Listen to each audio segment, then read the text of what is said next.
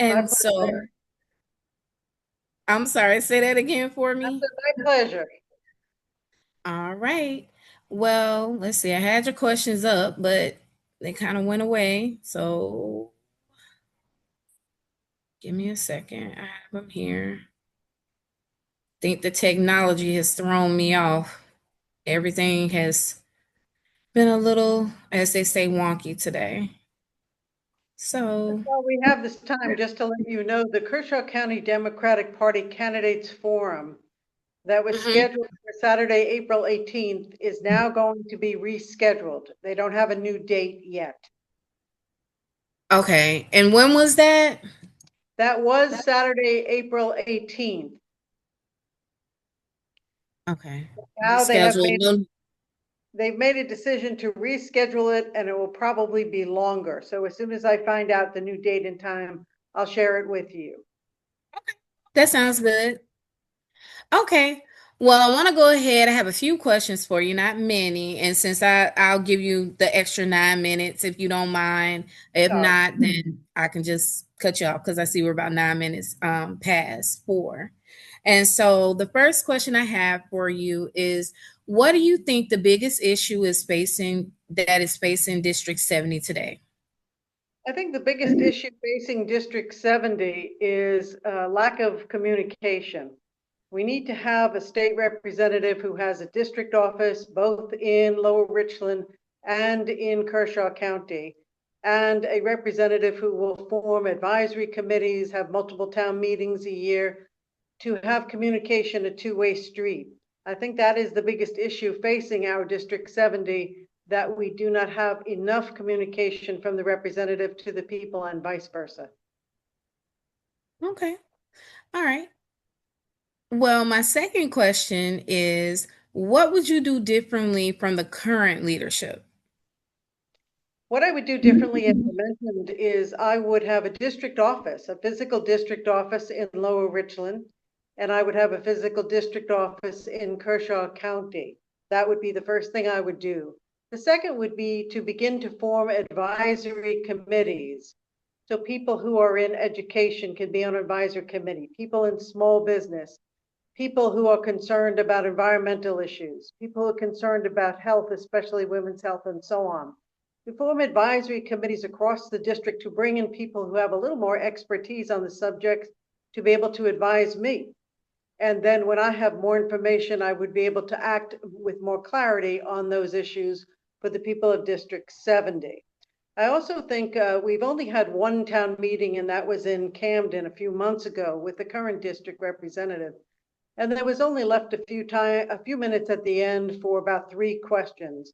My town meetings would be just with me, not with other candidates as a representative, and I would open it up to a lot more questions so there would be more dialogue between the constituents and myself. So what you're saying is you wouldn't do a joint session like with other, you would still do those, but when it's with your constituents, you would just do a meeting just with yourself to allow Yes, more time for your constituents to ask you questions. yes. Okay. All right. Okay. Well, the third question I have for you is, how will you measure success in your first term? How would you measure it? I think measuring success in the first term is how much communication you have opened up. So that's hard to quantify, but you would have some handle on it by the amount of people who want to be on advisory committees and would show up for town meetings. I know we have a very active Lower Richland County. We also have an active Kershaw County. But when you have town meetings, it depends how engaged people are. So I think part of what would measure how I'm doing is the engagement level for constituents, because the number one priority is the people of District 70. People first, district second, state third. Okay. All right. And what's one bill you would prioritize immediately? The first bill I would want to propose is for our state to have a state minimum wage law on the books. We are currently one of 5 states that does not have a state minimum wage. 25 out of 50 states already have state minimum wage laws where the minimum hourly wage for workers in their states must be $15 or higher. Our state does not have a state minimum wage. We just defer to the federal minimum wage, which is $7.25 an hour. And we have many folks across South Carolina who are working at that depressed wage or maybe just a little bit higher. We need a state minimum wage law which will produce a livable wage for hourly employees of the state. Hourly employees are 2/3 of our employees in the state, most of whom are women, and frankly, women are making depressed wages in the state and keeping us one of the poorest states in the country. Okay. And how will you ensure transparency for your constituents? Transparency can come in many forms. Would be using the town meetings, and they would be recorded and so forth, have full disclosure. And I would have newsletters with surveys on them. I would also invite people to the state capitol, all of which can open up disclosure and transparency. Okay. All right. And so, my next question for you is, what has the current leadership failed to do? And if you could be specific in those examples, something like maybe they don't send, you just mentioned newsletters. So if it's like a newsletter and if they don't, or if there are other things that you note that the current incumbent or leadership does not do that you think they failed to do. Yes, I think there are a lot of tools for two-way communication, and our representative has not been doing them. He only had one town meeting that was in Camden, that was through the Legislative Black Caucus with other representatives on Zoom. There was only a little bit of time for questions at the end. We need to have a representative who is fully engaged with the district, has a district office both in Lower Richland, both in Kershaw County, and has advisory committees, has town meetings. We need to open up communication, transparency, and have this an active district, not one that is passive. Okay. Well, the next question is, why do you feel you're better suited than the incumbent based on your experience? What do you think your experience brings that the current incumbent doesn't have? I bring a lot of community service. I have done many years of work in Kershaw County in community service as active in the Kershaw County Democratic Party as second vice chair, active in our Kershaw County Democratic Women. I was a community service rep for about a year, very active in that group for a number of years, active in the Camden Junior Welfare League. I was on the board of directors as community service chair. There's a theme here that I believe in community service engagement, and that you need to be a part of your community and doing things historically that then can be elevated to help your district and the state. Okay. I know you mentioned Kershaw County for that. Have there been areas within the Lower Richland community that you have tried to get into or would be willing to look into in the Lower Richland community? Everything. I have been to a few churches in the Lower Richland County, especially the Goodwill Baptist Church in Eastover. I have been to some school board meetings in Richland County. My background is much more in Kershaw County. I need to have more engagement in Lower Richland County. I would open up all invitations for people. I'm doing a meet and greet sometime in May in Hopkins. I know that we're having a candidates forum for Lower Richland. Thank you for organizing that on May 11th. I know I need to do more work in Lower Richland, and I'll tell you the first priority for me will be to get a district office in Lower Richland. Okay. All right. Well, what would you do in your first 90 days that hasn't been done already? First off, I would propose legislation that the state have a state minimum wage law. I gave a resolution that was overwhelmingly voted positively at the Kershaw County Democratic Convention to have just this issue on the books for our South Carolina, and that is to have a state minimum wage. We opened it up with $17 an hour. Whether it will get out of the platform committee at that level is unknown, but it is certainly a priority of our Democratic Party to have a state minimum wage law. So that would be my first order of business. Okay.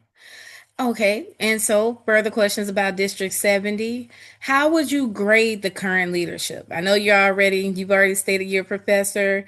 Would you give this leadership or current District 70 leadership between A through F, and explain why? I would give the current representative a C minus. I have been teaching law. I am an educator. I've been doing that for many, many years. And you know, in your classroom, the grades that will be the outcome are a lot of C's, some B's, some A's, and you hopefully no D's and F's, but always a few. I think our current legislator, if I were to grade him, is a C minus. He's doing below average work, but not failing. But he can do a lot better. And certainly I believe that I would do A work for my work history, for my devotion to our communities and to this state job. I would do A work, and that's my track record. Okay.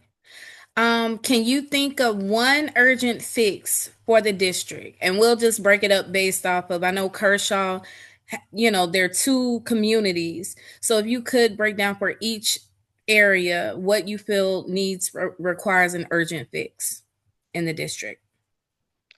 I think an urgent fix in the district is to open up a communication and to have a representative that shows up not only at committee meetings and at the State House, but shows up in the district and would have a district office, have advisory committees, have town meetings. So those are the kinds of things that I will do. Okay. All right. Do you think that we need to have more government spending? Yes or no? And if either way, if you could just add a little additional insight to why. I think we are in a problem right now with the Trump administration, starting with all of the DOGE cuts and our state legislature wanting to cut even deeper. We don't need cuts on things like SNAP benefits. We don't need cuts to health insurance. We don't need cuts to Medicaid. We need to spend more on education, especially to have not only free breakfast, but free lunches.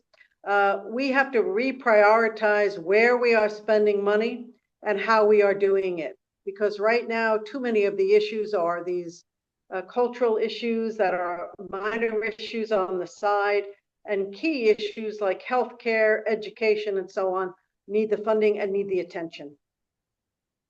Okay. So do you think so essentially what you're saying is you feel that we need to prioritize what we have. We may not need additional spending, but more putting it in the areas that that are priorities, like you said, with the items you indicated that had current cuts. And maybe if we were to use the money we had and then assess from there to determine if more money was needed. Yeah, I think that more money spent wisely. I think that certainly more money on our public education, but spent wisely. I think more money into expanding Medicaid, but to have that done wisely. I think we will need perhaps some added money for free lunches in public schools. So there are areas that are going to require monies. Whether we can get it from the current budget or we would need to have more spending is yet to see. But our priorities for the budget are not taking in what are the priorities for the people of District 70 or for the state in general.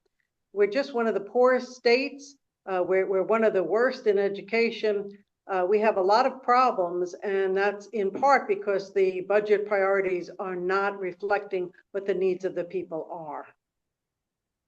Okay.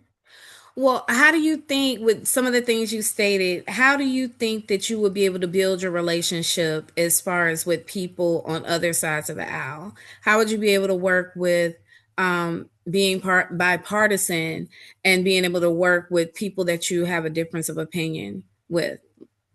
Well, I am a lifelong Democrat, but I believe that you need to work cooperatively wherever you can find it.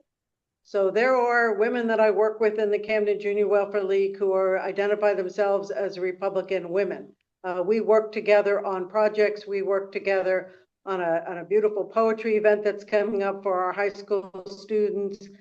You need to determine the issue and whether there is the ability to work with people across the aisle. I even know some Democratic legislators who say, look, if I propose this bill and it has my name on it, it will get shot down automatically because I'm a Democrat.